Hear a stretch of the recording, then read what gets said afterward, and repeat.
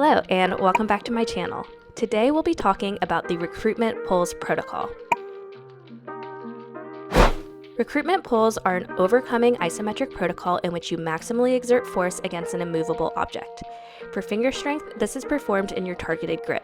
This protocol was created and popularized in the climbing community by Dr. Tyler Nelson. The general protocol is one arm at a time in your targeted grip, slowly build force over 1 to 2 seconds to a maximal exertion pull, and hold for 3 to 5 seconds. Perform 3 to 5 sets with 1 to 2 minutes rest in between. Muscles contract when a muscle's motor units are activated by the central nervous system. A motor unit consists of a motor neuron and the muscle fibers it innervates. When a motor unit is activated, all muscle fibers in that unit contract. Recruitment refers to activating additional motor units in order for the muscle to produce more force.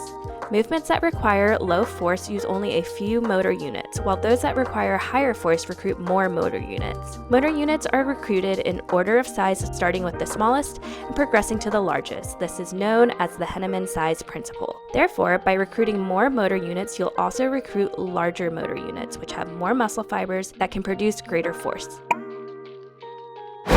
The recruitment pulls protocol uses overcoming isometrics to encourage maximal force production and thus increase the number of motor units recruited.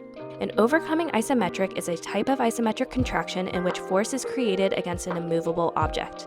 Because the object doesn't move, maximal exertion can be achieved. Recruitment pulls train and improve neural drive, or the output of the signal from the central nervous system to the muscle. The more neural drive is trained, the stronger and more efficient the neuromuscular connection becomes. Increased neural drive and recruitment of more and larger motor units lead to the ability of the targeted muscles to produce greater force. Unlike typical hanging finger protocols where it's easier to overshoot the weight used, recruitment pulls are essentially impossible to overdo with intensity.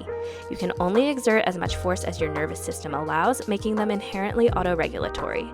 This, along with the low volume, is why I prefer to program recruitment pulls for my athletes during times of climbing volume, such as an in-season, also known as a performance season. This protocol is less appropriate to use on its own in times when building capacity is the goal or when climbing access is limited. However, it works well to program it alongside other protocols in low climbing volume periods. These pulls can be performed overhead on a hangboard at a suggested elbow angle of 120 to 150 degrees or on a block rigged to an immovable surface.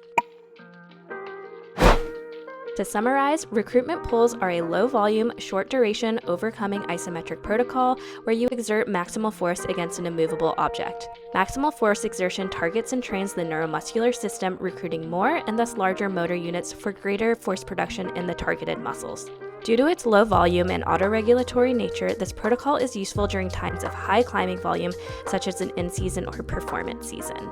Let me know if you have any questions about recruitment pulls, and thank you for watching.